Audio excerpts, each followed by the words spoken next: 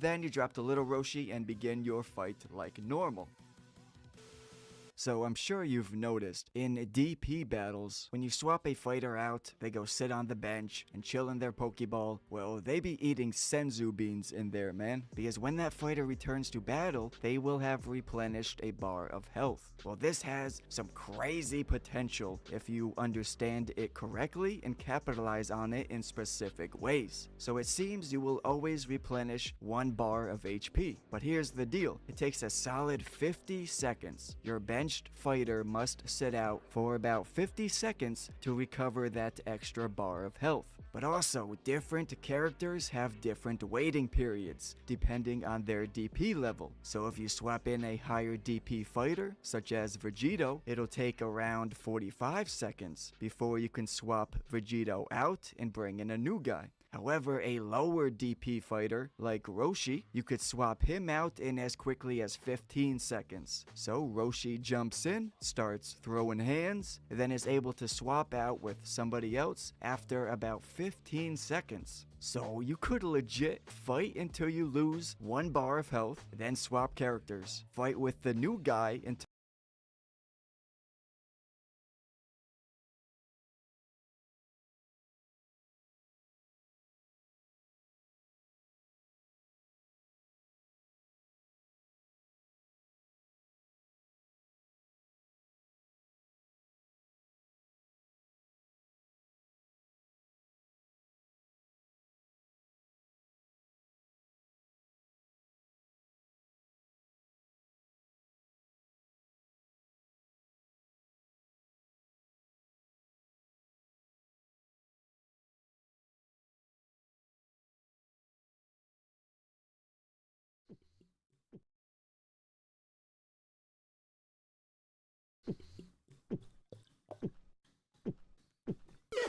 Well, here's a character I didn't think I'd be talking about again, because everyone at the minute is obsessed with Logan Paul, Mr. Beast, KSI, Lunchley. Where am I? It's time for supper. But I'm here in my little hermit cave talking about Sniper Wolf, or to be more accurate, what people are saying online, the Sniper Wolf VTuber, which people on Reddit have dubbed as XQC levels of reacting. So recently, there's some drama surrounding a huge VTuber called Fillion. And before I get into this, I do want to say I've got no dogs in this fight. I don't dislike Fillion. I've never really consumed any of their content. And I also know that VTubers have some of the most scariest fan bases on the planet, probably only second to mine. So Fillion, the VTuber, has actually recently been questioned by Jax Films. That question being whether she's becoming an infamous content thief like Sniper Wolf. Now, Jax Films himself needs no introduction. He is basically old head YouTube. He was one of the first YouTubers on this site. He's always had an insane cult following. I used to watch him when he was doing Yai, or Yesterday I Asked You. Yesterday, I asked you to please not Photoshop this beautiful sacred wedding photo. God damn it, Brock. Now, considering the huge drama between Jax Films and Sniper Wolf from last year, if you remember, there was a lot of stupid things going on. Jax Films was just accusing Sniper Wolf of, like, you know, freebooting content, reacting to stuff and not really giving any kind of input. And then, in return, Sniper Wolf basically just outright doxed him. And one thing I do like about Jax Films is even though he had that beef with Sniper Wolf and, you know, he genuinely thought his life could be in danger, he still regularly does actually check up on Sniper Wolf to see if she's learned the error of her ways. Plot twist, she hasn't. We're going to replay the very funny TikTok from God knows who made it, because there's virtually no credit either in the description or on screen, you know, because that's how Sniper Wolf rolls, baby. I also do want to say before going into this video, I am going to be talking about reaction content in general. And I know that me personally, I am incredibly guilty of this. I used to upload reaction content onto Pyro Live, but I stopped doing that. I still do it on stream and then upload it onto my third channel, Pyrocynical TV. That's mostly a backup channel for streams, because usually when I finish a stream, I've played like 3 seconds of someone farting down the microphone and then it gets copyrighted by Vivo. And I've said this before, but one of the few things that Twitch has YouTube beat on is how they deal with copyright, because they'll, you know, mute certain parts of a stream. I personally don't think all of reaction content is bad. Is it leeching from a video? Yes, 100%. Like, I'm not going to try and like pussyfoot around that. If you're doing reaction content, you are being a leech. But at the same time, if you add something of actual substance and also the uploader is okay with it, I personally don't see a problem with that. I mean, with me personally, I've been roasted for turning like 20-minute videos into 2-hour-long reactions because I'm like pausing every 2 seconds to basically, you know, add something, add substance, maybe go on like a tangent or something. Because personally, I know that reaction content is seen as like the bane of YouTube, and I'm terrified of like falling into that kind of group of people that will just basically play a video and add no kind of substance. Now, I've just wrapped up PAX, but I'm really happy to announce that I'm going to be in Germany soon, Berlin, for Gamesground 2024. I'll be doing a meet and greet on the 16th of November where you can get some exclusive signed merch. I've also been asked by the Gamesground team to host a content creation workshop. In these workshops, I'll be talking about how YouTube works for me and how you can make similar content. And because I'm so nice, using the code on screen right now, PyroGG10, you'll be able to get 10% off a Gamesground ticket. Now, talking about VTubers, at this point, they are completely unavoidable. They are everywhere. I swear, like every new day, like when I finish a stream, I'll be recommended other YouTube streams, and it's always like a VTuber that's somehow pulling in like 20,000 concurrent viewers. Now, VTubers are mostly successful because of streaming, especially Twitch as well. I mean, a great example is Iron Mouse actually recently broke the record for having the most concurrent subscribers on Twitch in the past month. That's beating out Ludwig, Ninja, Kai Cenat. Now, VTubers are talked about a lot. For example, Twitch actually came out with a rule pretty recently saying that they're going to be more strict with what VTubers wear on stream, and that caused a lot of controversy within the community. Okay, I'm not doing a bit, like I don't watch VTubers, but like anyone in chat, if you link me like a plus size one or something, I might be won over. Unironically, might be won over. And a lot of people in the VTuber community found that to be weird because that rule was actually originally meant to apply to only IRL streamers, but then it also applied to VTubers as well. But regardless, VTubers are here to stay, and some of them aren't actually as bad as what the majority make them out to be. But a lot of the anti-VTuber community have gravitated towards Fillion, using her as an example that basically all VTubers are le bad. So for context, Fillion is a VTuber with almost 3 million subscribers, which, no matter which way you look at it, that is incredibly successful. And also, she has 1 million followers on Twitch. For context, Iron Mouse has just over 2 million. So this Fillion person is a very big deal. She's very well established within the community and also has a running bit called You Laugh, I Get Punished. And that's a series where she reacts to content, which again, it's like half the people on the site do that already. But recently, she's been called out for Jack's Films with, like I said earlier, basically being a VTuber sniper wolf. The problem you'll see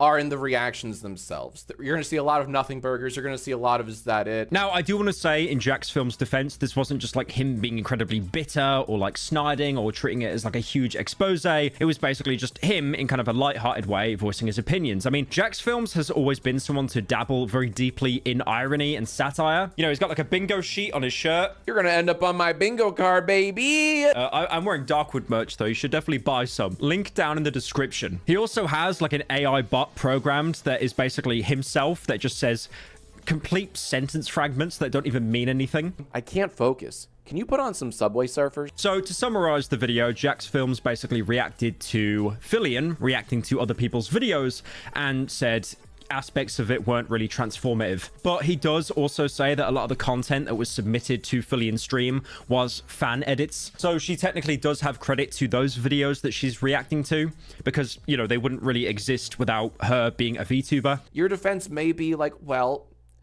these are videos that my fans and viewers are sending to me. Doesn't justify it. Unless it's their videos, which I sincerely doubt. They're just grabbing memes, you know, and saying, ooh, Fillion would like this. This is very funny. Do better, is all I'm saying. So if you think about it, it's like 7 layers of recycled content. It's very weird to explain. But then he also goes on to say it's tiny and it really doesn't show the original creator. He does also try to give credit because she's doing a bit throughout the video where she's trying to eat pickles while watching the videos. Holes. What? Whenever? So that's fine. They're doing a little bit before, and that's fine. I don't have a problem with that. In fact, I would love more of this. The problem you'll see are in the reactions themselves. But he personally believes that it doesn't really evolve into anything worthwhile to the actual content. Wait, this pickle's dummy thick. Okay. The videos have now become, they're not being reacted to. They're almost background noise. Meanwhile, Fillion's like, damn, look at all these pickles I can eat. And it's like, what? What's happening? I don't care how many pickles you can eat in a stream. That doesn't add anything. I'm sorry. Another thing Jack had a problem with as well is the fact that Fillion would basically rip random memes from Reddit and then post them to her community tab with minimal commentary. Fillion, that's what you've been doing. You're doing it on the community tab. You're stealing memes, just going, yeah, lol, real, huh, damn, wow, that's crazy, Including saying lol back to back a few times or just adding yeah to certain posts. But then in a more lighthearted way, he does give her the benefit of the doubt, saying that her VTuber setup is really cool and can probably use that to make, you know, more transformative content. I don't have a problem with VTubers at all. In fact, I admire VTubers a lot. Like, to make this avatar, and a lot of them do funky, like, interactive things. Like, it's not easy to rig a VTuber avatar at all. That then led to people in the comments section of Jack's video basically saying that she doesn't even have her own model. Now, that is true for most VTubers. They're not actual digital artists. They can't make the models themselves, so they'll splash out thousands of dollars to get a very talented person to make that for them. And then on top of that as well, there are base models that are already pre-made. It's not like a custom commission. It's like,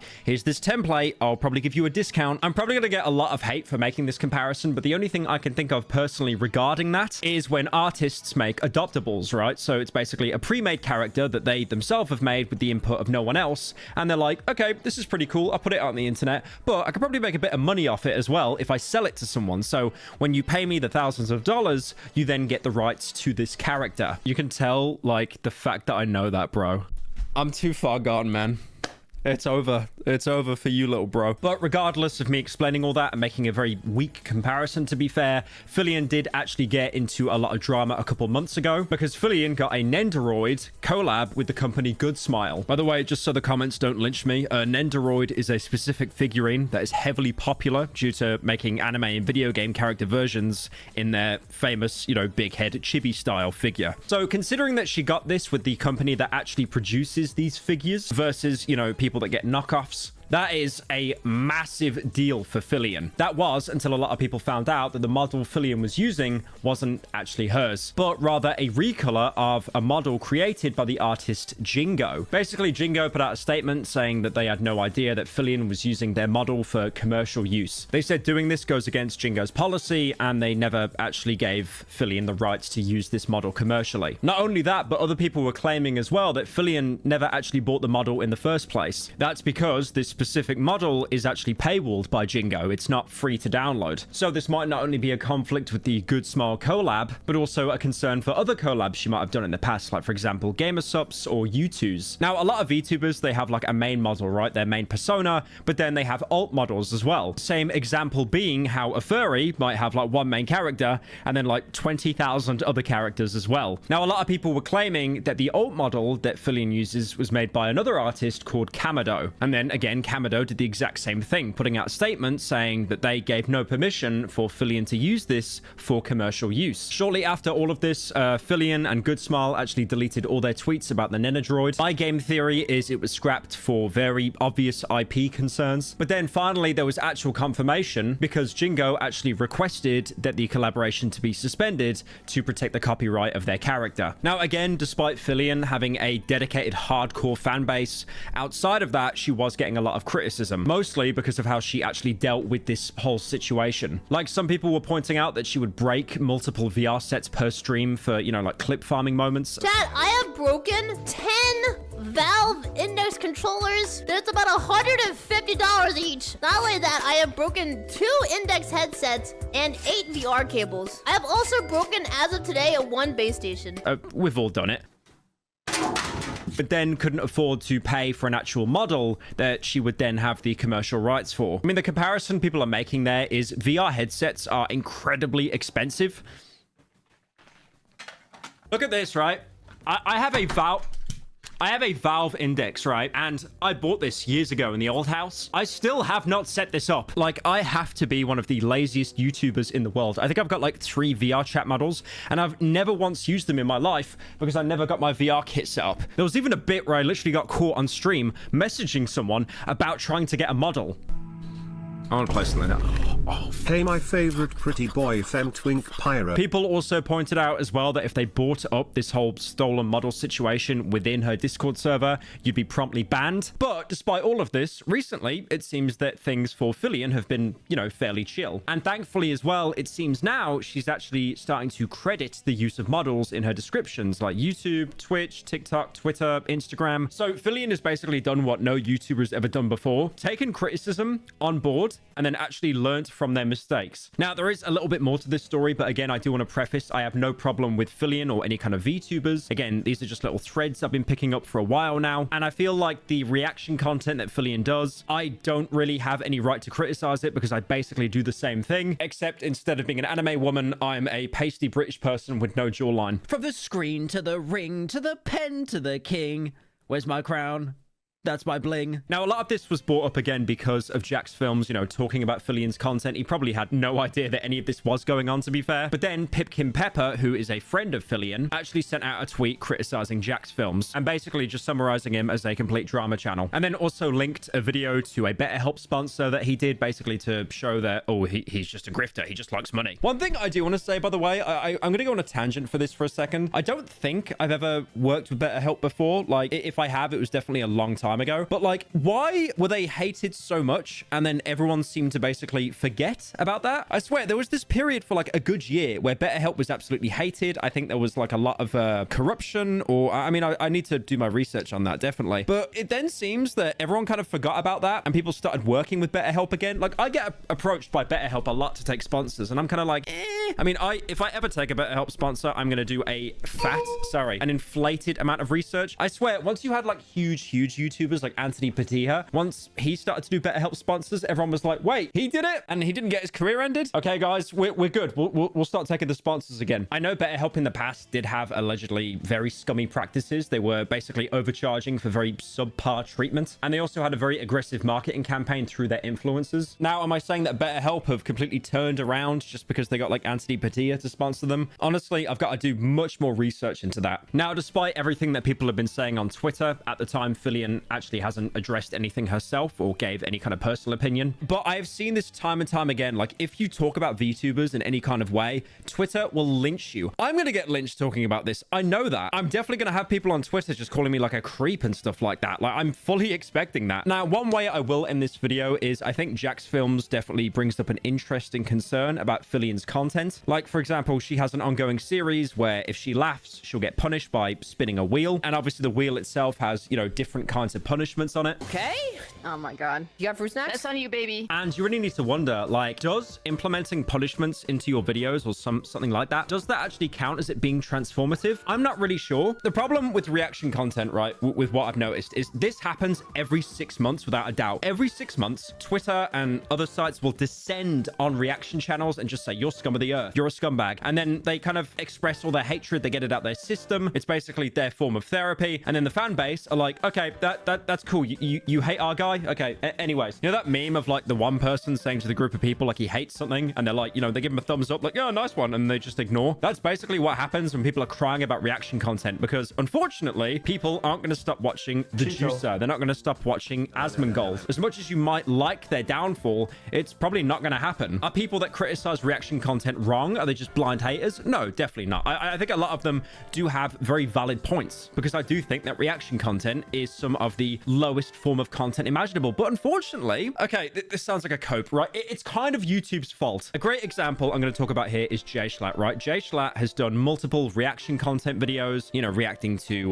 Reddit, reacting to TikToks, and he's gone on the record to say this. He hates the fact how this reaction content does insane numbers, like, you know, sometimes 10 million views. And then when he does like an actual like original idea, like for example, getting all of his mates and doing like a dodgeball game, it pales in comparison. It still gets amazing views. But why would you want to organize this entire dodgeball game with all your friends and creators, which probably took months of planning, as opposed to, you know, sitting there in your computer and going, haha, that's funny, haha, LMAO, that's hilarious. Oh my god, I'm dying, bro. No, I'm actually dying, bro. That's hilarious. It's the same reason I do reaction content. It's a complete money printer, and then it's money that I can put into the main channel. I know I do use that as a crutch for like everything, by the way, like, oh, I do a bad thing because I can then make Darkwood 2. But as much as it is a cope, like with how long those videos take to make, with the scripting, with the editing,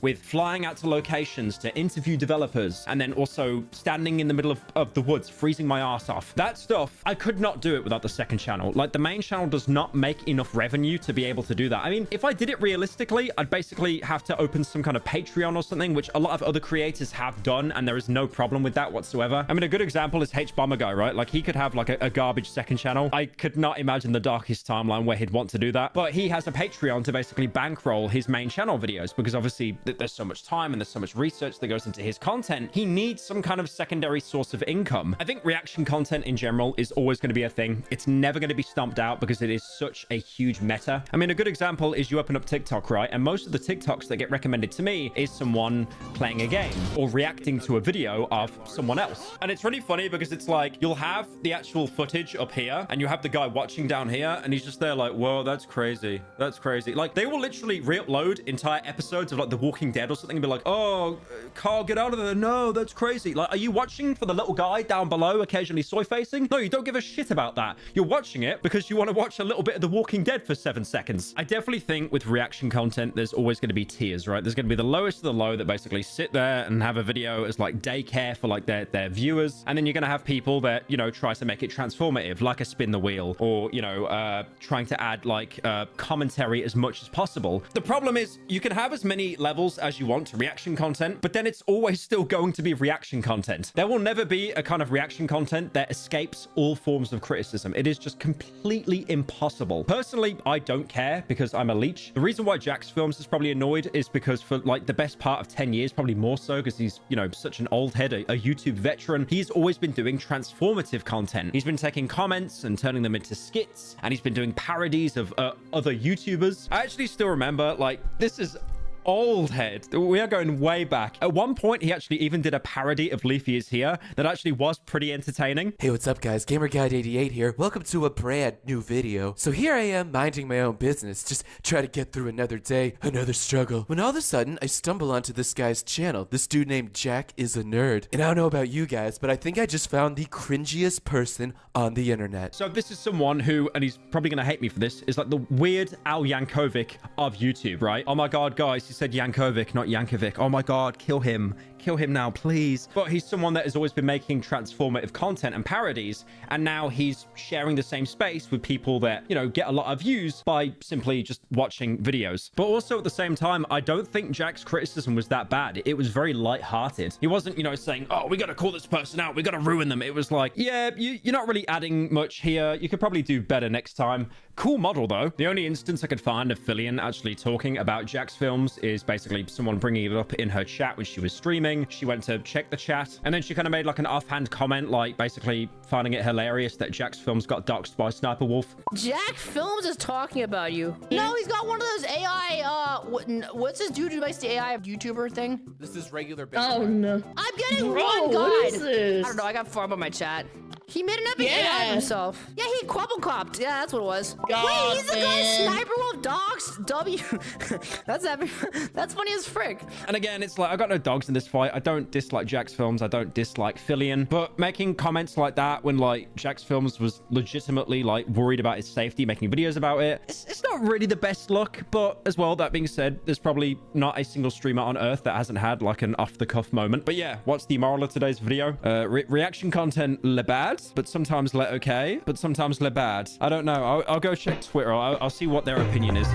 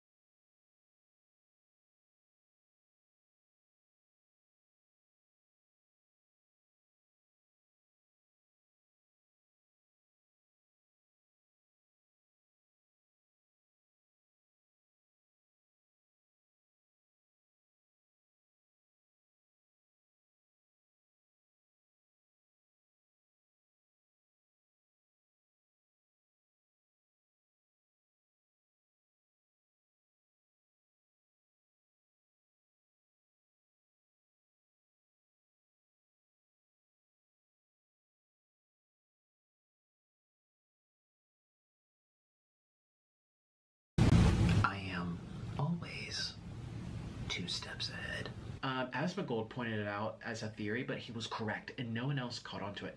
That sound was a deliberate choice. That sound is deliberate, and the reason I did it is, as he pointed out, which was so creepy that he knew, it's for creepiness. It's supposed to be unsettling, like that fan in the background or that water dropping. I love when it's like real and not over the top with post-production. I like it to be like in the moment. So I want to feel like home video. About a weight loss journey that he was going on, and I've kind of just been cheering him on from the sidelines ever since then. Oh, I did see that video. Oh, thank you. You know, I did see that video. That was so nice of you. I did a test. I'm like, let me do a little, put my foot in the pond and kind of see how it feels. Where I just say I lost 89 pounds. It wasn't really 89 pounds. He mentions that it's been 2 years since he's made a video, so you can piece little breadcrumbs together in your head and follow this path here, connecting the dots. He has released videos on all of his channels over the course of 2 years.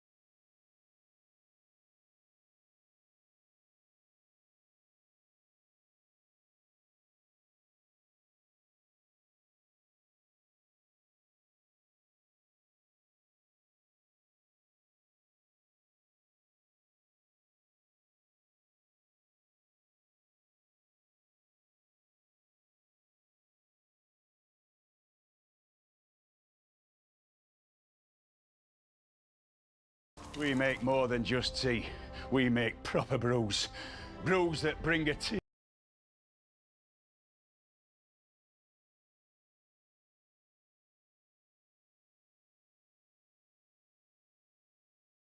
We make more than just tea. We make proper brews.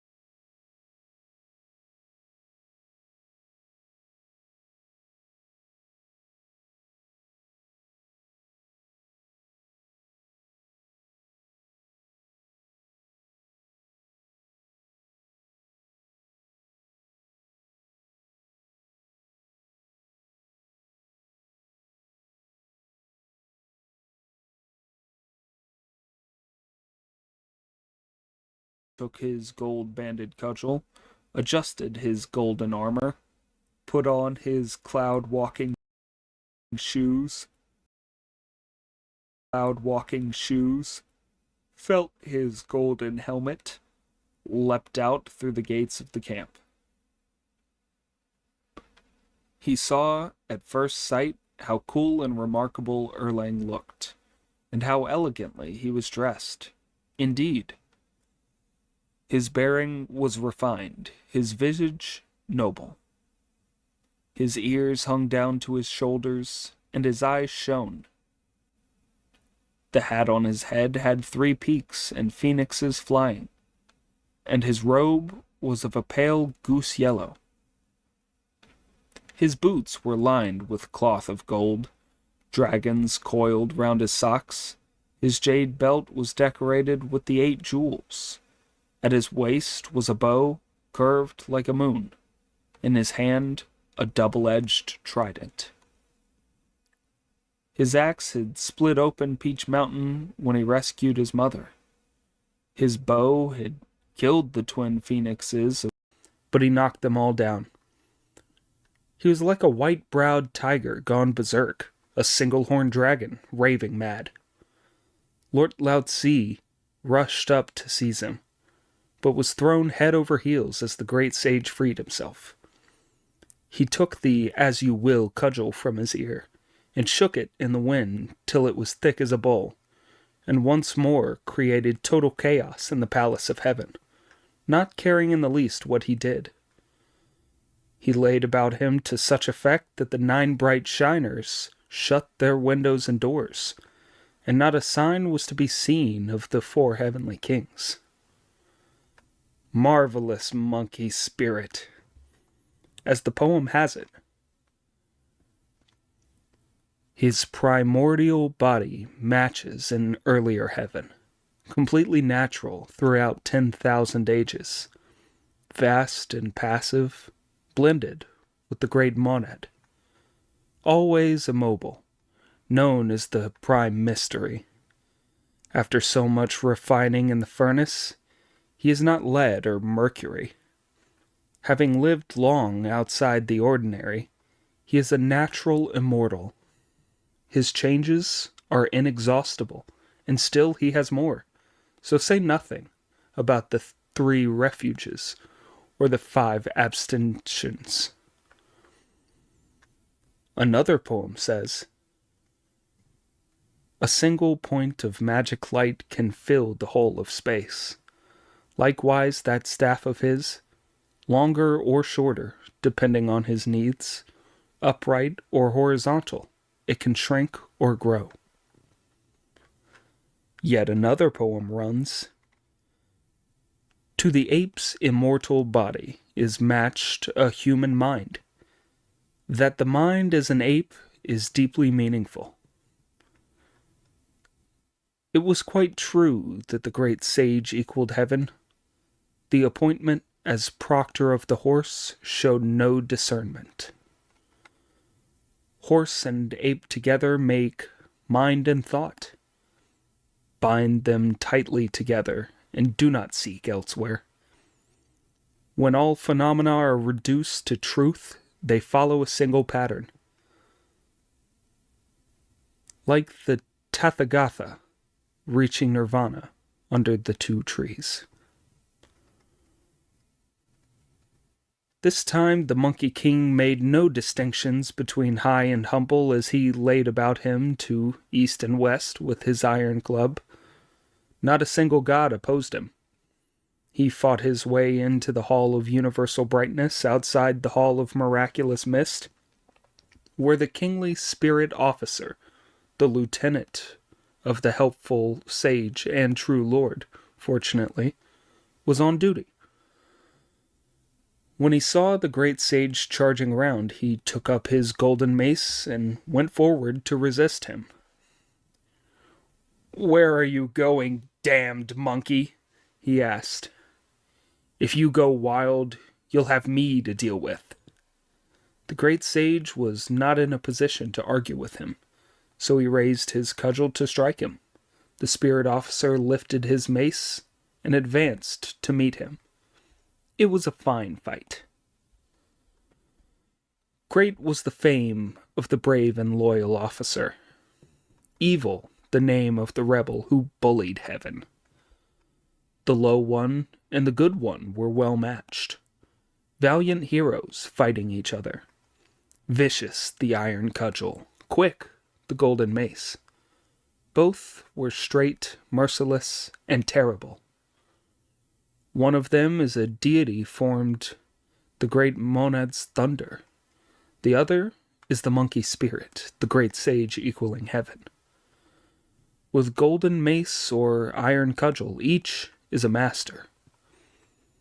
Both are weapons from the palaces of the gods. Today they show their might in the Hall of Miraculous Mist, a wonderful display of courage and skill. One in his folly wanting to capture the palace of the Dipper and the Bull, the other exerting all his strength to support the world of the gods.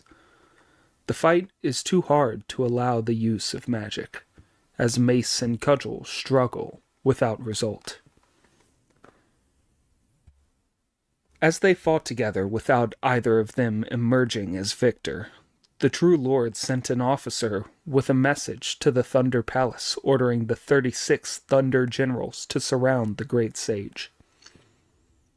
Although they all fought with utmost ferocity, the great sage was not in the least frightened, and parried and blocked to left and right with his as-you-will cudgel, resisting his opponents in front and behind. Before long, he found that the pressure was too great from the sabers, spears, swords, halberds, clubs, maces, claws and ropes, hammer, pole axes, battle axes, grabs, pinoned hooks, and moon-shaped bills of the Thunder Generals. So he shook himself and grew 3 heads and 6 arms. Then he shook his as-you-will cudgel and changed it into 3 cudgels. And wielding the 3 cudgels in his 6 hands, he flew round and round inside the encirclement like a spinning wheel. None of the Thunder Generals could get anywhere near him. Indeed, perfectly round, gleaming bright, how can men learn to live forever? He can enter fire without being burned, and go into the water but not be drowned. He is as bright as a Mani pearl. Swords and spears cannot harm him. He is capable of good and capable of evil. When faced with the choice between good and evil, he might do either. If he is good, he becomes a Buddha or an immortal. If bad, he grows fur and horns. With his boundless transformations, he wrecked the heavenly palace. Nor can Thunder Generals and divine troops take him.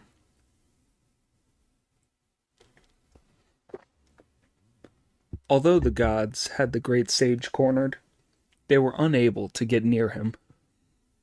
The noise of the shouting and the fighting had already alarmed the Jade Emperor, who ordered the miracle official Yu Yi to go to the west with the helpful sage and true lord and ask the Buddha to subdue him. When these 2 sages received the order, they went to the wonderful land of the miraculous mountain, where they offered their greetings to the 4 Vajrapanis and the 8 Bodhisattvas before the Thunder Monastery, and asked them to pass on their message. The gods went to the foot of the lotus seat to inform the Tathagata.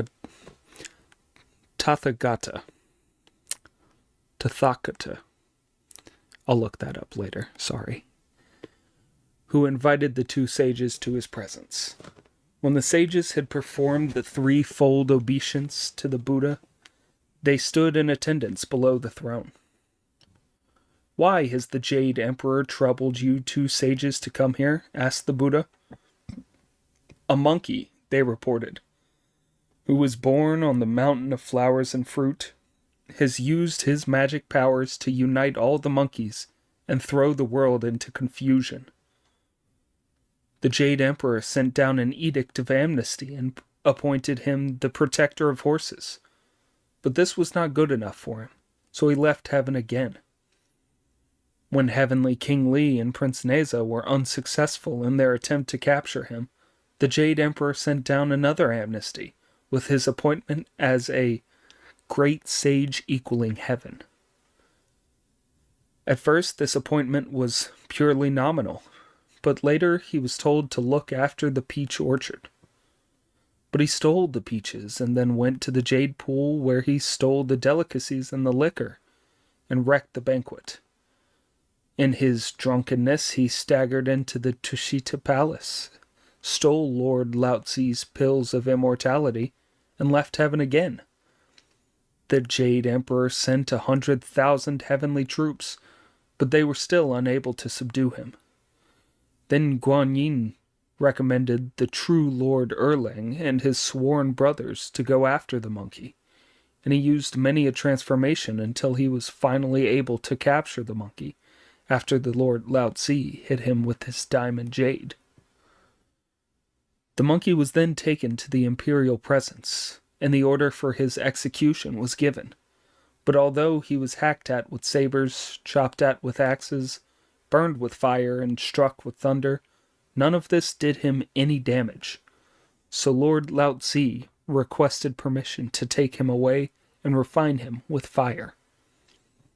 But when the cauldron was opened after 49 days, he jumped out of the 8 trigrams furnace, routed the heavenly troops, and went straight to the Hall of Universal Brightness in front of the Hall of Miraculous Mist. Here he has been stopped and engaged in fierce combat by the kingly spirit officer, the lieutenant of the helpful sage and true Lord Erlang. Thunder generals have been sent there to encircle him, but no one has been able to get close to him. In this crisis, the Jade Emperor makes a special appeal to you, the Tathagata, to save his throne. On hearing this, the Tathagata said to the assembled bodhisattvas, "You stay here quietly in this Dharma hall and behave yourselves in your seats of meditation while I go to deal with the demon and save the throne." Telling the venerable Ananda and the venerable Kasyapa to accompany him, the Tathagata left the Thunder Monastery and went straight to the gate of the Hall of Miraculous Mist, where his ears were shaken by the sound of shouting as 36 Thunder Generals surrounded the great sage. The Buddha issued a decree that ran, "Tell the Thunder Generals to stop fighting, open up their camp, and call on that great sage to come out, so that I may ask him what divine powers he has." The generals then withdrew, whereupon the great sage put away his magic appearance and came forward in his own body. He was in a raging temper as he asked, "Where are you from? You are a good man. You've got nerve stopping the fighting and questioning me." "I am the venerable Sakyamuni,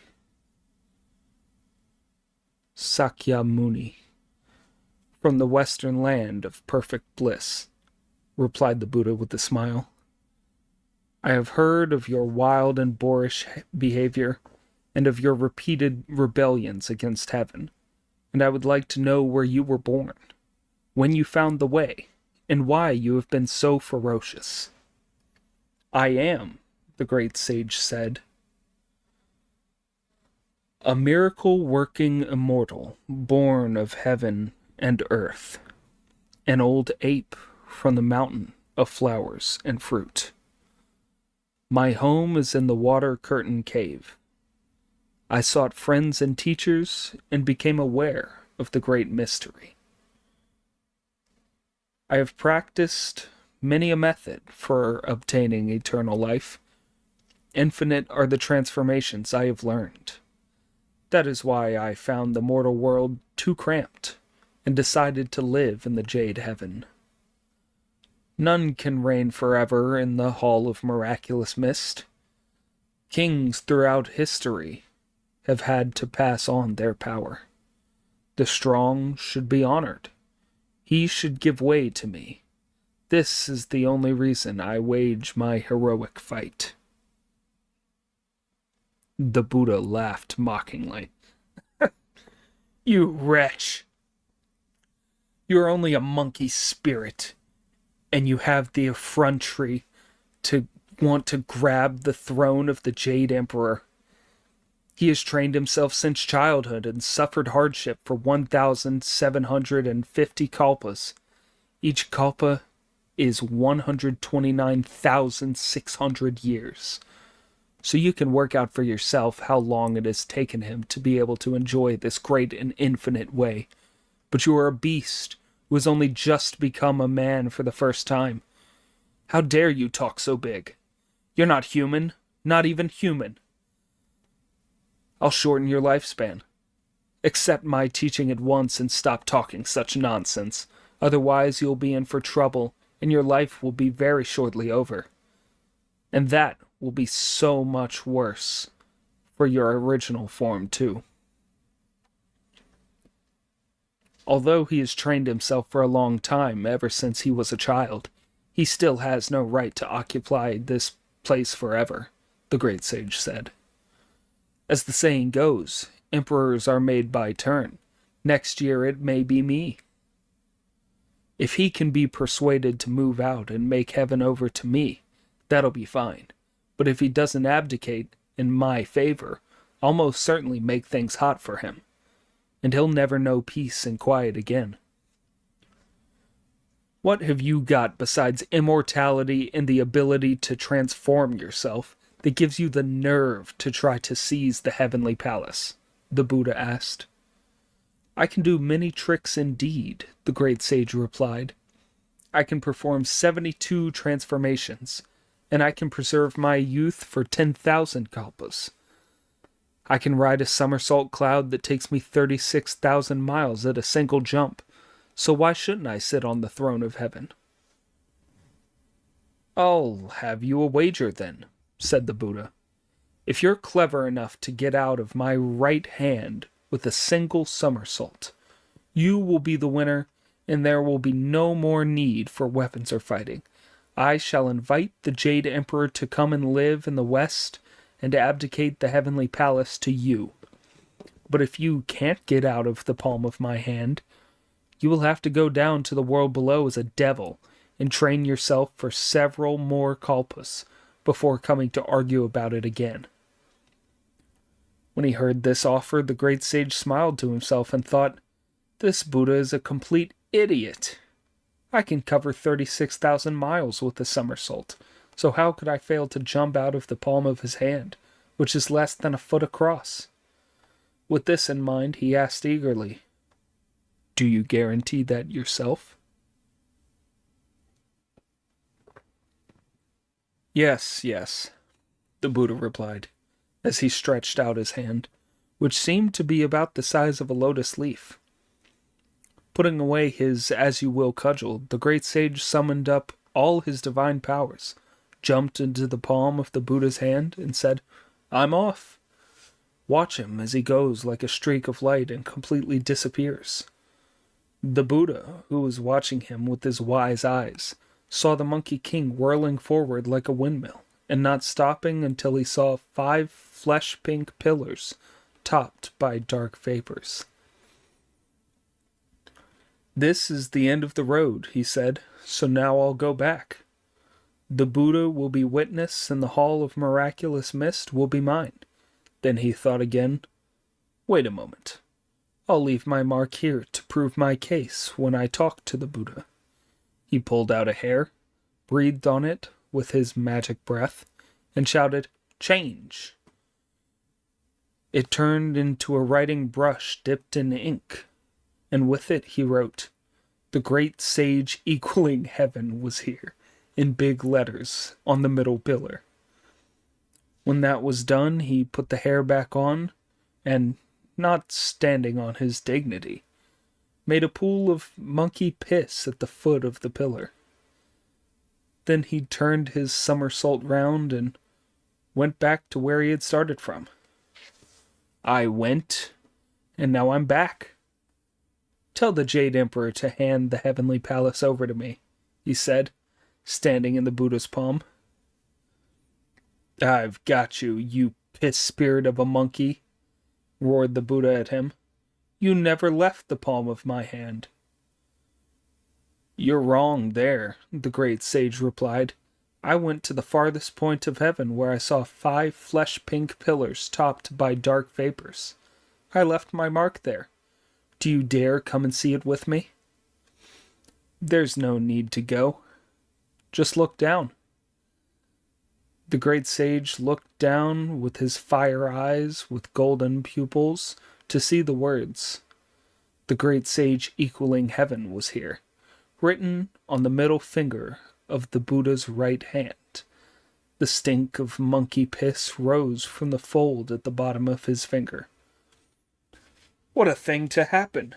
Exclaimed the great sage in astonishment. I wrote this on one of the pillars supporting the sky, so how can it be on his finger now? He must have used divination to know what I was going to do. I don't believe it. I refuse to believe it. I'll go there and come back again. The dear great sage hurriedly braced himself to jump, but the Buddha turned his hand over and pushed the Monkey King out through the western gate of heaven. He turned his 5 fingers into a mountain chain belonging to the elements metal, wood, water, fire, and earth, renamed them the 5 Elements Mountain, and gently held him down. All the thunder gods and the disciples Ananda and Kasyapa put their hands together to praise the Buddha. Wonderful, wonderful. An egg learned to be a man, cultivated his conduct, and achieved the way. Heaven has been undisturbed for the 1,000 kalpas, until one day the spirits and gods were scattered. The rebel against heaven, wanting high position, insulted immortals, stole the pills, and destroyed morality. Today, his horrible sins are being punished. Who knows when he will be able to rise again? When he had eliminated the monkey fiend, the Buddha told Ananda and Kasyapa to return with him to the western paradise. At that moment, Tian Peng and Tian Yu hurried out of the Hall of Miraculous Mist to say, We beg the Tathagata to wait a moment, as the Jade Emperor's chariot is coming.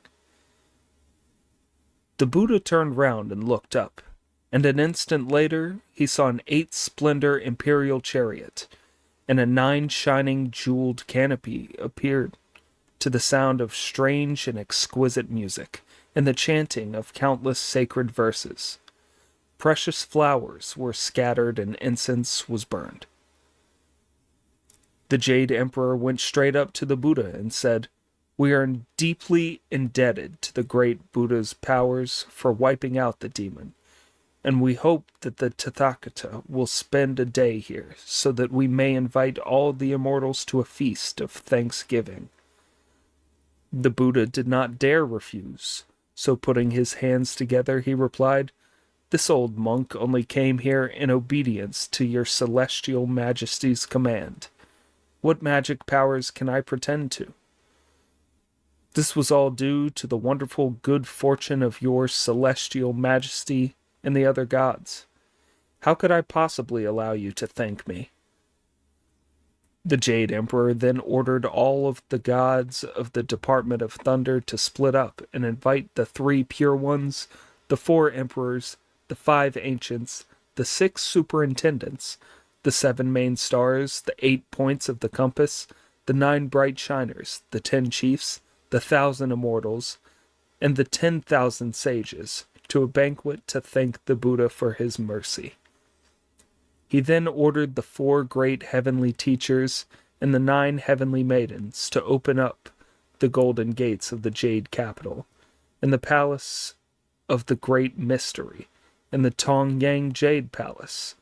Invite the Tathagata to take his seat on the throne of the 7 precious things. Arrange the places for all the different groups of guests, and set out the dragon liver, phoenix bone marrow, jade liquor, and magic peaches. Before long, the original celestial jade pure one, the high celestial precious pure one, the heavenly celestial pure one of the way, the true lords of the 5 humors, the star lords of the 5 constellations, the 3 officers, the 4 sages, the left assistant, the right support, the heavenly kings, Neza, and the whole of space responded to the invitations that had been sent out magically. Their standards and canopies came 2 by 2 as they brought shining pearls, rare jewels, fruit of longevity, and exotic flowers, and presented them to the Buddha with bows. We thank the Tathagata for subduing the monkey fiend with his infinite powers. His celestial majesty has asked us all to come to his banquet to express our thanks. We beg the Tathagata to give this banquet a title. The Buddha accepted this commission and said, since you want a name for it, we could call it the Banquet to Celebrate Peace in Heaven. Splendid. Banquet to celebrate peace in heaven. Splendid, exclaimed all the immortals with one voice, and then they all sat down in their places, put flowers in their hair, and played the lyre. It was indeed a splendid banquet, and here are some verses to prove it. The banquet to celebrate peace in heaven far surpasses the banquet of peaches that the monkey wrecked. Radiance shines from dragon flags and imperial chariots. Auspicious vapors float above streamers and symbols of office. Melodious the fairy music and mysterious songs. Loud sound the tones of phoenix flute and pipe of jade. The rarest of perfumes waft around the immortals, assembled calm in the sky, to congratulate the court on pacifying the universe. When the immortals were all enjoying the feast, the Queen Mother and a group of fairies, immortal beauties, and houris floated through the air as they danced towards the Buddha. And after paying her respects, the Queen Mother said, my peach banquet was ruined by that monkey fiend, and this banquet to celebrate peace in heaven is being given because the Tathagata has used his great powers to chain down the evil monkey. Having nothing else with which to express my gratitude, I've picked a number of peaches of immortality with my own pure hands as an offering. They were half red, half green, sweet-smelling beauties, growing every 10,000 years from immortal roots. The peaches of Wuling Yuan seem laughable. How can they compare with those of heaven? Purple-veined and tender, rare even in the sky, yellow-stoned and matchless on earth for their sweetness. They are able to adapt the body and make it live forever. Those lucky enough to eat them are no ordinary beings.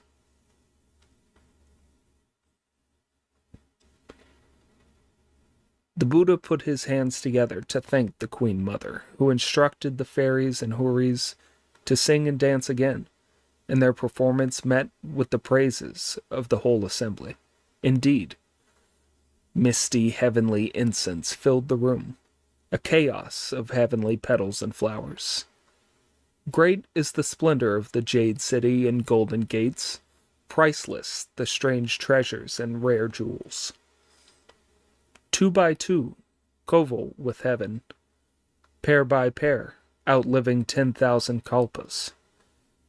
Even if land and sea changed places, they would not be astonished or alarmed. Soon after, the Queen Mother had ordered the fairies and houris to sing and dance, and when wine cups and chopsticks were weaving to and fro, suddenly, a strange scent reached their noses, startling the stars and constellations in the hall. Immortals and Buddha put down their cups, each of them raising their heads to look. An old man appeared in the middle of the Milky Way, holding a sacred mushroom.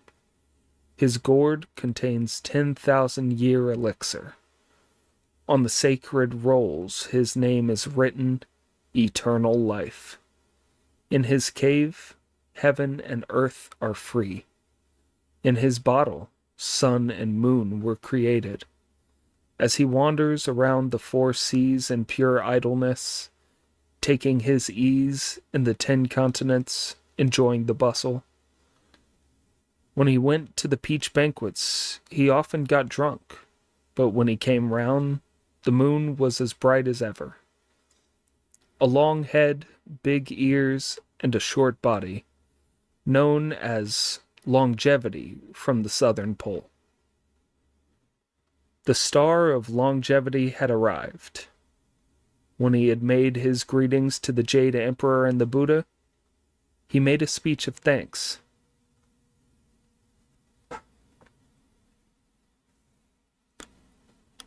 When I heard that the monkey fiend had been taken by the Lord Lao Tzu to his Tushita palace to be refined, I thought this was bound to restore peace, he said, and I never expected he would rebel again.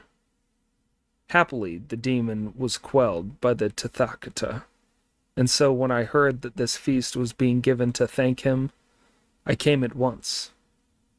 As I have nothing else to offer, I have brought with me purple magic mushrooms, jasper herbs, greenish jade lotus roots, and golden pills of immortality.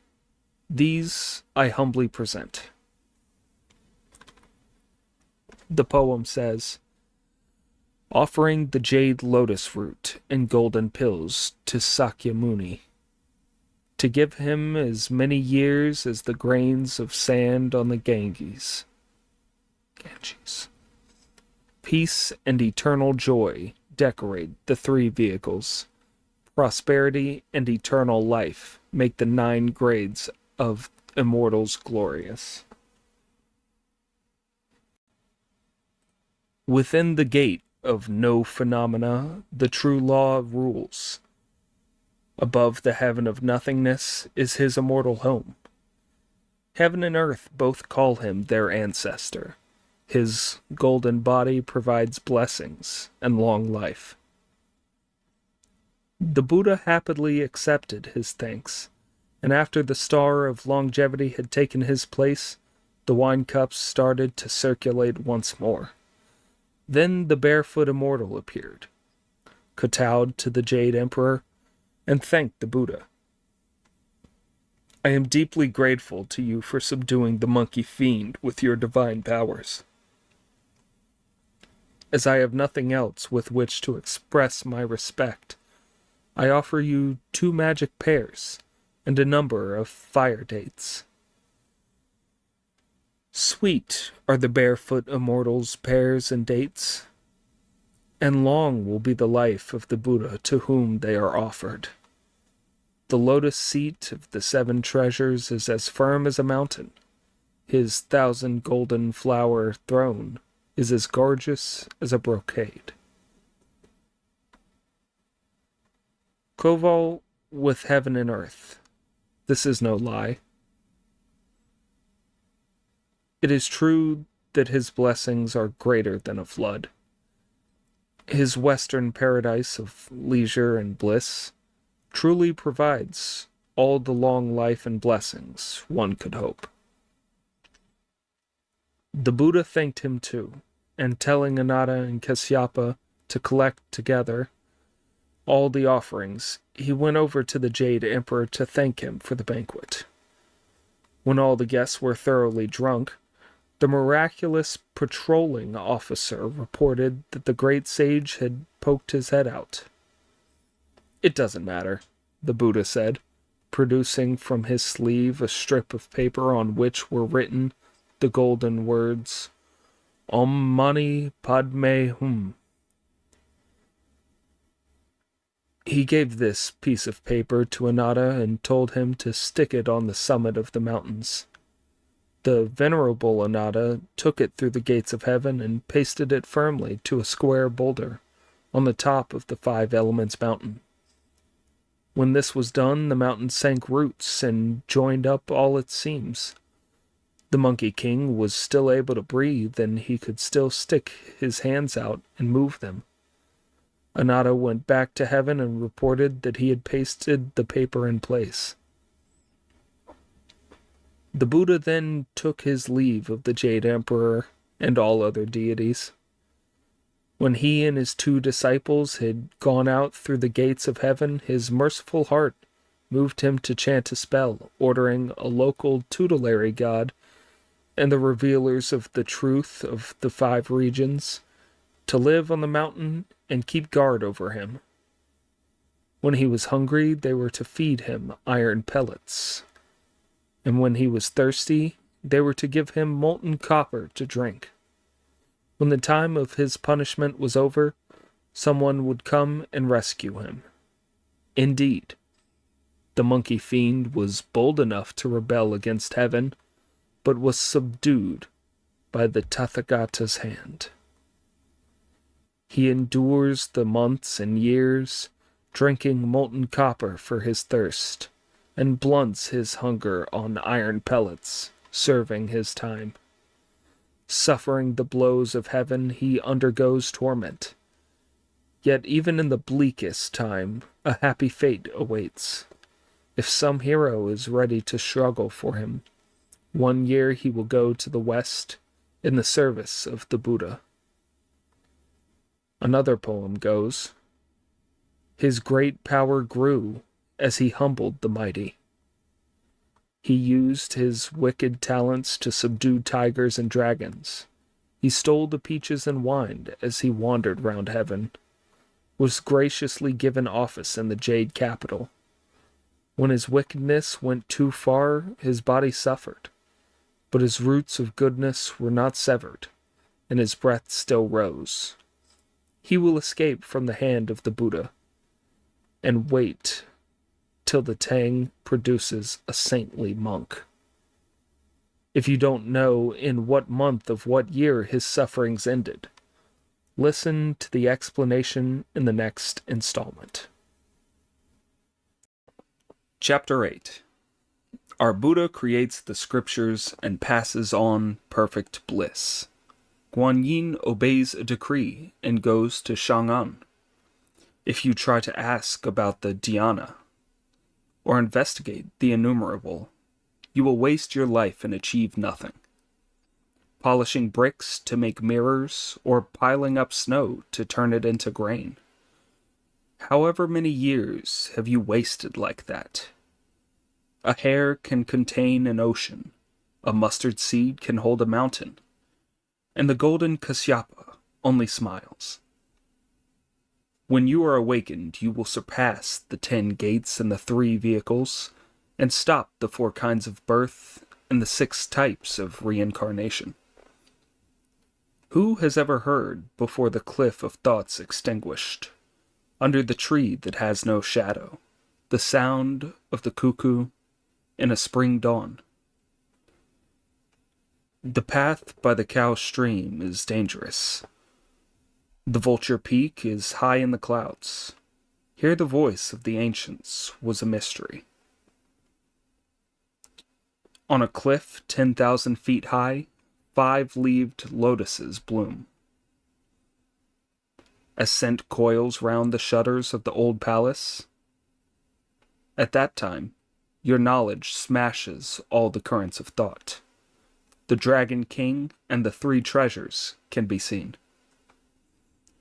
This lyric poem is set to the tune Su Wu Man.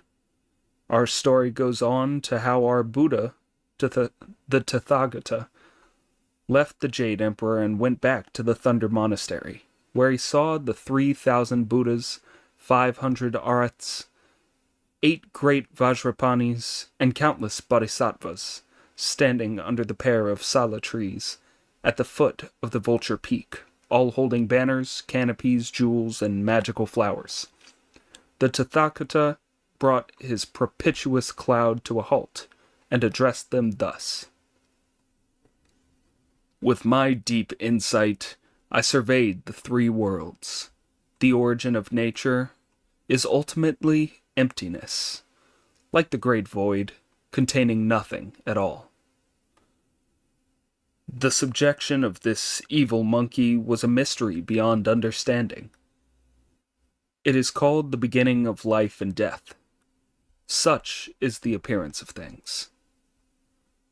When he had spoken, a sacred light filled the sky with 42 rainbows that linked north and south together. All who saw them bowed, and a moment later the Buddha gathered together some felicitous clouds and climbed to the supreme lotus throne, where he seated himself in majesty. Then the 3,000 Buddhas, the 500 Arhats, the 8 Vajrapanis, and the 4 Bodhisattvas came forward to bow to him with their hands together and ask, "Who was it who wrecked the heavenly palace and ruined the peach banquet?" "The wretch was a monkey fiend, born on the mountain of flowers and fruit," the Buddha replied, "whose towering crimes would begar description. None of the heavenly generals were able to subdue him, and when Lord Lao Tzu refined him with fire after Erlang captured him, he was unharmed. When I went there, he was in the middle of the Thunder Generals, giving a great display of his martial prowess and spirit. I stopped the fighting and asked him what it was all about. He said that he had divine powers, was able to do transformations, and could ride a somersault cloud for 36,000 miles at a single jump. I made a wager with him that he could not jump out of my hand, then grabbed him, turned my fingers into the 5 Elements Mountain, and sealed him under it. The Jade Emperor opened wide the golden gates of the Jade Palace and invited me to be the guest of honor at a banquet to celebrate peace in heaven. He gave to thank me. After that, I took my leave of him and came back here. They were all delighted by the news, and they congratulated him effusively. After which they withdrew group by group, each to go about his duties, as all rejoiced in the divine truth. Indeed, propitious vapors filled paradise. Rainbows surround the Venerable One. The Western Paradise, known as the best, is ruled by the Dharma King of non-phenomenon. Black apes are always offering fruit. Deer hold flowers in their mouths. Blue phoenixes dance. Colored birds call. Sacred turtles offer long life. Immortal cranes present magic mushrooms. Here they peacefully enjoy the pure land of the Jetavana Park, the infinite realms of the Dragon Palace. Every day, flowers bloom. Fruit is always ripe. Through practicing silence, they return to the truth, achieving reality by contemplation. There is no birth nor death. They neither wax nor wane. Mists follow them as they come and go. Untouched by heat or cold, they do not notice the years. One day, as the Buddha dwelt in the Thunder Monastery on the Vulture Peak, he called together all the other Buddhas, Arhats, guardian deities, Bodhisattvas, Vajrapanis, monks, and nuns, and said, "As we are beyond time, I don't know how long it has been since the crafty ape was subdued and heaven pacified, but by earthly reckoning, it must be about 500 years. As today is a fine early autumn day, and I have a precious bowl filled with 100 kinds of rare flowers and 1,000 varieties of exotic fruit, what would you say to our having an Ulambana feast?" They all put their hands together and performed the reverence of going round him 3 times in acceptance. The Buddha then ordered Ananda to hold the bowl of flowers and fruit, while Kasyapa laid them out. The hosts were moved to gratitude, which they expressed in verse. The poem on happiness went, "The star of happiness shines bright before the Venerable One. Gifts of happiness spread wide and deep, ever richer.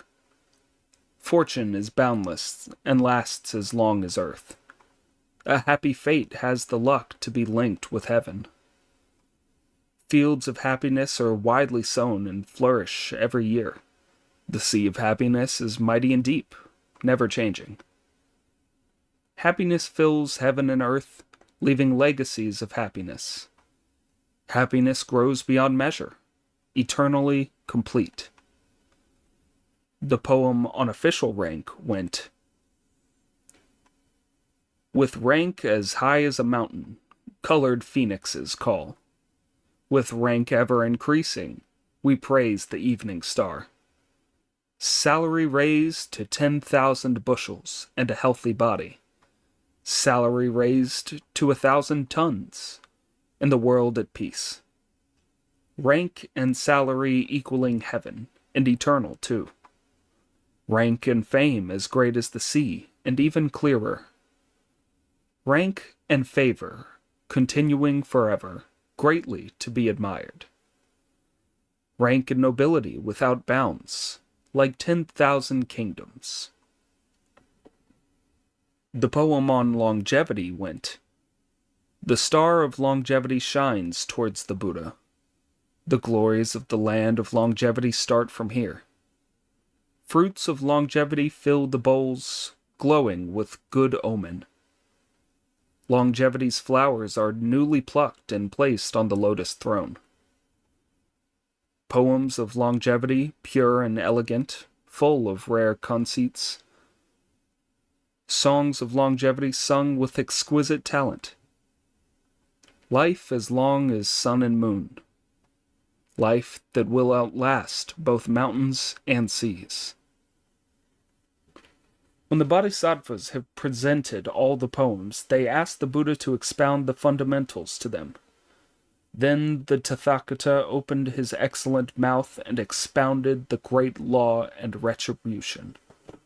He spoke about the wonderful scriptures of the 3 vehicles and the theory of the 5 aggregates, as contained in the Surangama Sutra. The deities and nagas gathered round, and flowers came raining down in profusion. Indeed, the meditating heart shines like the moon in 1,000 rivers. The true nature embraces 10,000 miles of sky. When the Buddha had finished his sermon, he said to the host, "I have observed that the morality of the living creatures of the 4 continents varies. In the eastern continent of superior body, they worship heaven and earth. Their minds are livery, and they are even-tempered. In the northern Kuru continent, they are given to killing living things, but they only do it to feed themselves. They are stupid and lazy by nature, but they do not trample much on others. Our western continent of cattle gift has people who neither covet nor kill. They nourish the vital essence and submerge the spirit, and although they produce no saints of the highest order, they all live to a ripe old age. But in the southern Jambu continent, they are greedy and lecherous, and delight in the sufferings of others. They go in for a great deal of killing and quarreling. That continent can with truth be called a vicious field of tongues and mouths, an evil sea of disputation. I now have the 3 stores of truth scriptures with which they can be persuaded to be good. On hearing this, all the bodhisattvas put their hands together in submission, then went forward to ask, "What 3 stores of true scriptures does the Tathagata have?" "I have 1 store of the Vinaya, the law, which is about heaven, 1 of Sastras, expositions which are concerned with earth, and 1 of Sutras, or scriptures, which save ghosts. The 3 stores consist of 15,144 scrolls in 35 classes. They are the scriptures for cultivating the truth and the gate to real goodness.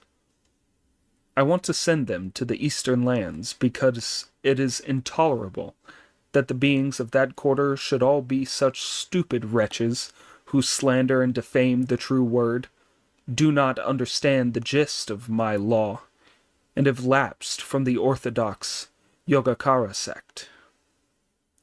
How am I to find one with the magic powers to go to the east, choose a worthy believer, and bid him make the arduous crossing of 1,000 mountain and 10,000 rivers in search of the scriptures until he finally comes to this abode of mine to receive them? When he does come, they will be sent to the east forever to convert all living beings, which will be a blessing as big as a mountain, a cause for congratulation as deep as the sea. Is anyone willing to go and find him?" The Bodhisattva Guanyin went up to the lotus throne, and after going round the Buddha 3 times by way of salutation, she said, "Your untalented disciple wishes to go to the east to find a man to come and fetch the scriptures."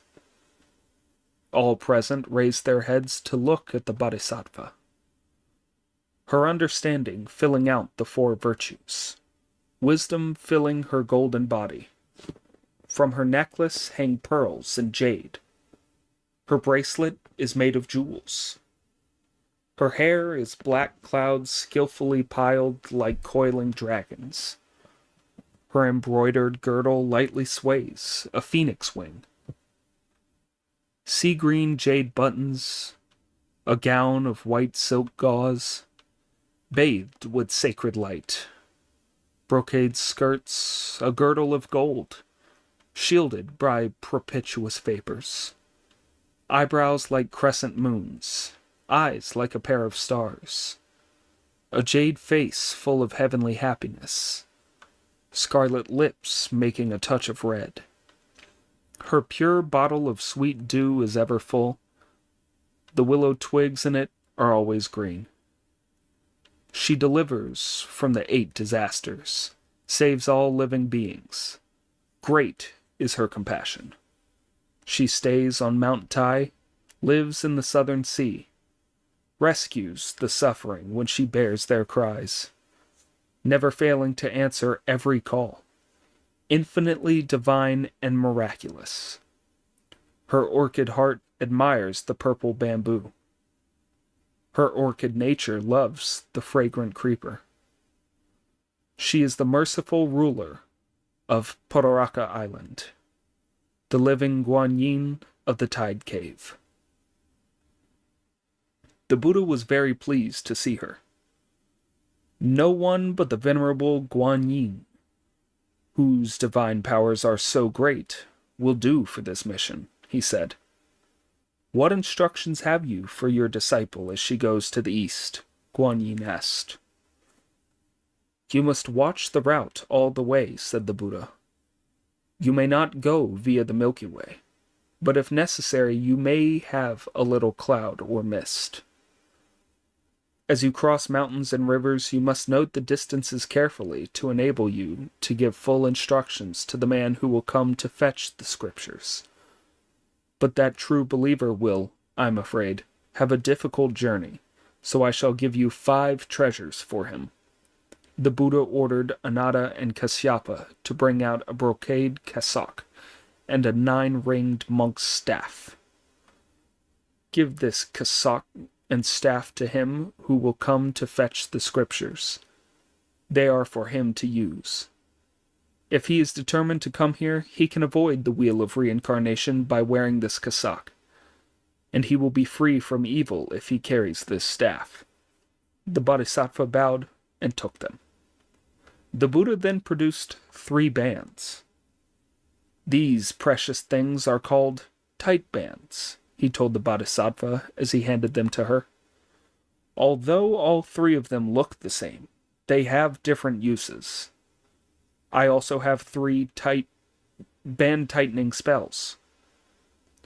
If you meet any devils with great magic powers on your journey, you should persuade them to reform and become the disciples of the pilgrim who will come to fetch the scriptures. If they do not do as they are told, these bands should be put on their heads, where they will of themselves take root in the flesh. If the appropriate spell for each one is recited, the victim's eyes will bulge, his head will ache, and his forehead will split open. He will thus be certainly induced to adopt our religion.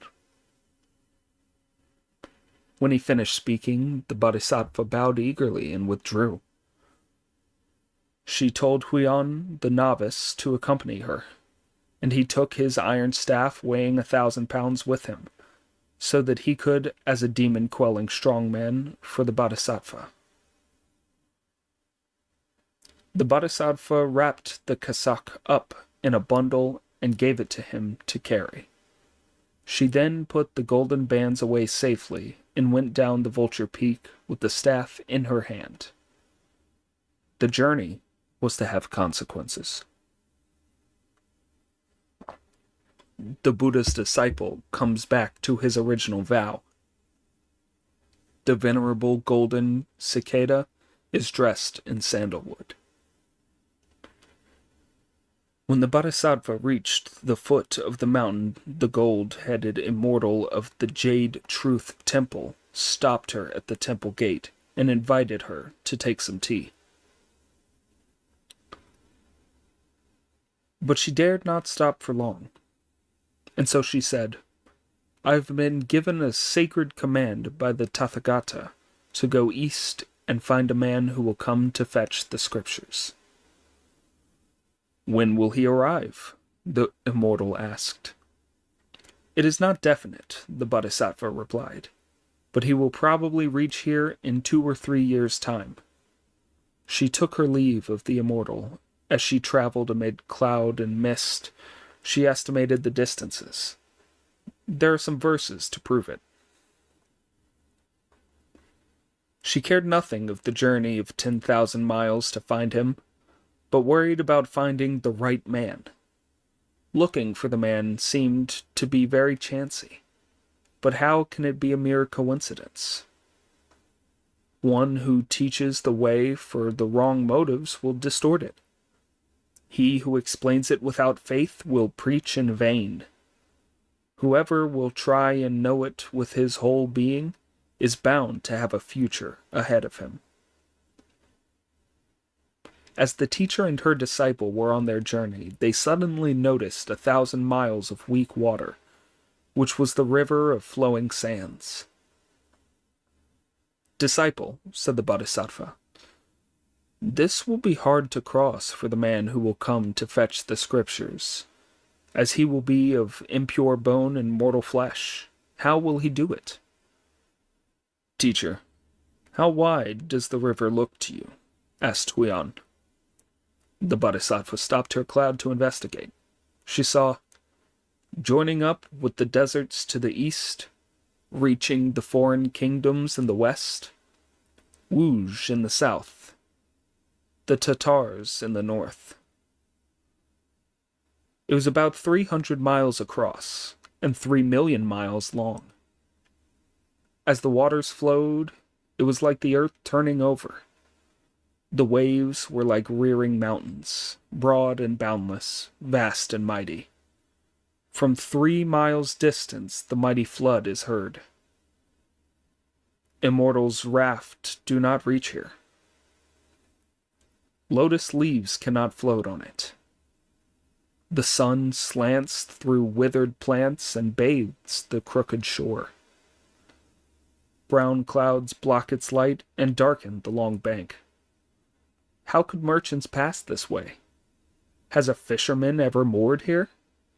No geese alight on the sandbanks, but apes cry on the distant shore. Its color comes from bountiful red smartweed, while delicate white duckweed drifts together. As the bodhisattva was surveying the scene, she heard a splash and saw a hideous ogre leap out of the waves. He was not really blue, not really black, with an evil face. Neither tall nor short, bare legs and a muscular body. His eyes flashed like a pair of tortoiseshell lanterns. The corners of his mouth were as sinister as a butcher's cauldron. Protruding fangs like swords, red hair matted and unkempt. He roared like a clap of thunder and ran across the waves with the speed of wind. This ogre climbed up the bank with a pole in his hands to catch the bodhisattva, but was stopped by Huion's staff. "Don't run away!" Huion shouted as the ogre advanced towards him. The battle that ensued between them was quite terrifying. Moxa, with his iron club, using his divine powers to protect the bodhisattva. The ogre with his demon-quelling pole, displaying his valor for all B was worth. I'm assuming that's meant to say for all he was worth. There are typos here and there. A pair of silver dragons dancing by the river. 2 holy monks in battle on the bank. The one used his skill to control the river of flowing sands. The other had distinguished himself in protecting Guanyin. The one could make the waves leap and roll. The other could breathe out fogs and gales. When the waves leapt and rolled, heaven and earth were darkened. In the fogs and gales, sun and moon were dimmed. The demon-quelling pole was like a white tiger coming down from the mountain. The iron club was a crouching yellow dragon. When one goes into action, it beats the undergrowth to start the snakes. When the other lashes out, it parts the pines to flush the sparrowhawks. They fight till the sky goes dark and the stars twinkle. Then the mist rises, and earth and sky are dim. The one has long been unrivaled in the weak waters. The other has always been the hero of Vulture Peak. When the pair of them had fought several dozen rounds inconclusively, the ogre blocked his opponent's iron staff and asked, "Where are you from, monk, that you dare to take me on?" "I am Prince Moxa, the second son of the pagoda-bearing Heavenly King Li," the other replied. "I am also Huion the Novice. I am now protecting my teacher on her journey to go to the east to find the man who will fetch the scriptures. Which monster are you? How dare you stand in our way?" The ogre then realized who he was. "I remember," he said. "You used to cultivate your conduct with the Guanyin of the Southern Sea in the Purple Bamboo Grove. Why have you come here? Can't you see my teacher standing there on the bank?" When the ogre heard this, he chanted, "Na-ah-ah," several times to show his respect, withdrew his pole and let Moxa seize it, then bowed to the Guanyin and said, "Forgive me, Bodhisattva, and listen to what I have to tell you. I am not a demon, but the curtain-raising general who used to stand in attendance by the imperial chariot in the Hall of Miraculous Mist.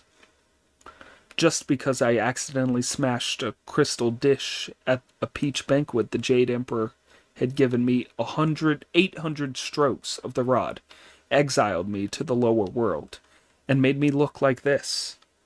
And on top of it all, every 7 days he sends a flying sword here to stab my chest over 100 times before it goes back again. It's agony.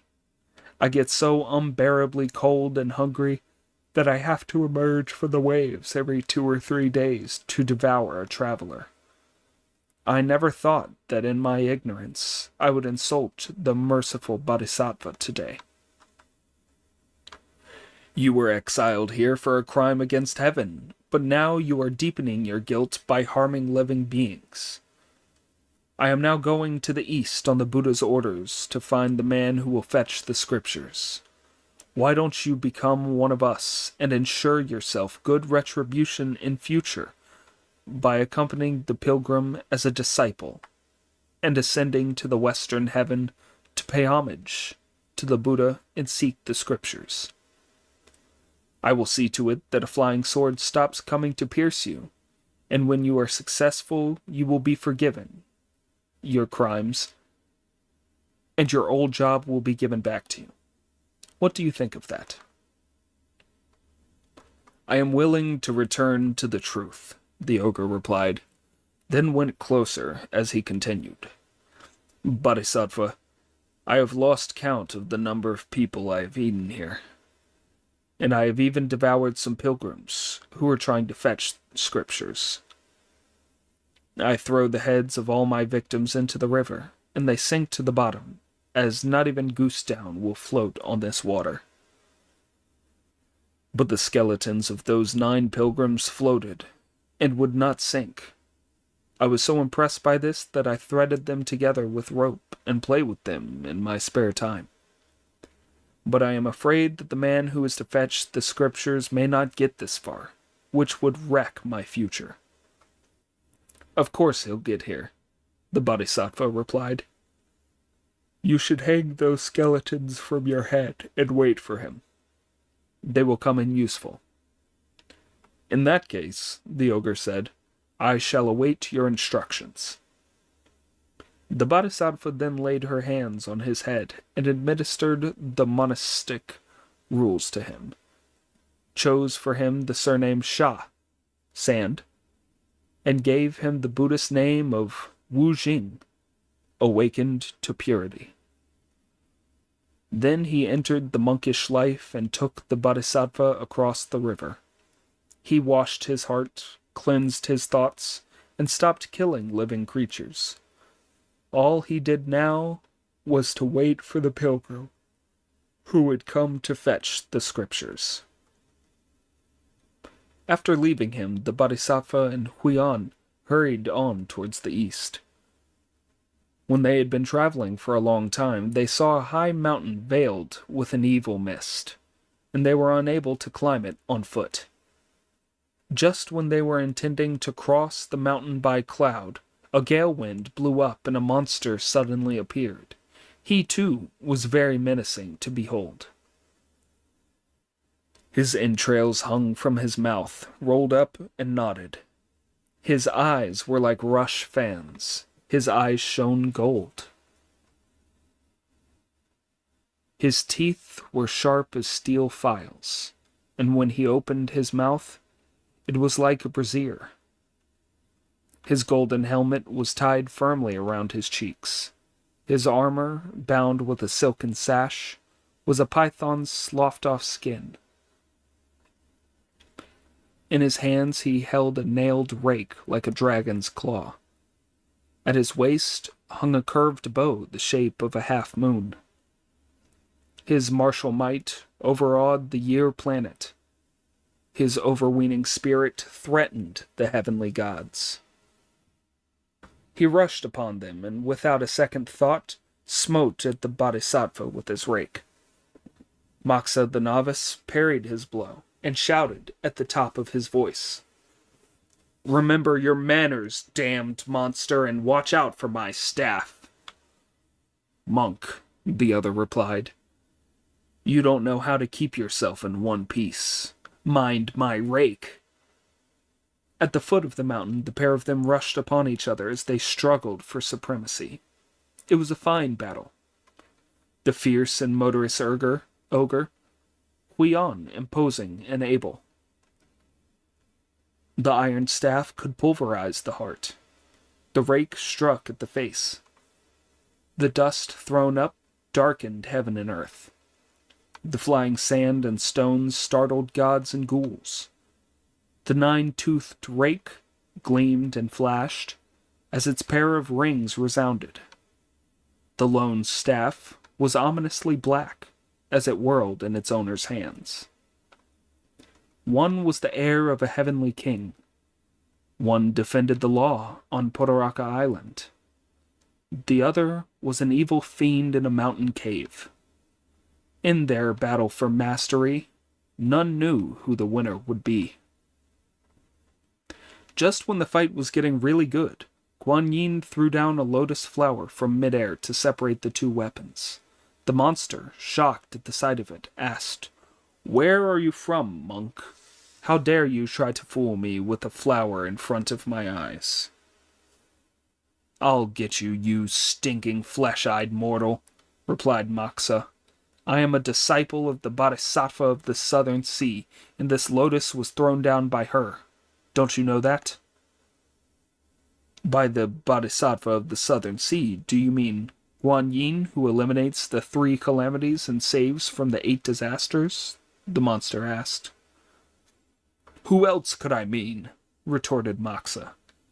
The monster threw down his rake, bowed to him, and asked, "Where is the Bodhisattva, elder brother? May I trouble you to introduce me?" Moxa looked up and pointed. "There she is," he said. The monster kowtowed to her and shouted in a shrill voice, "Forgive me, Bodhisattva, forgive me!"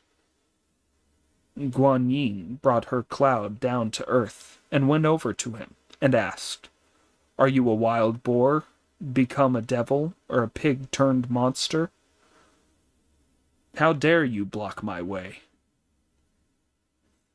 "I'm neither a wild boar nor a pig," the monster replied.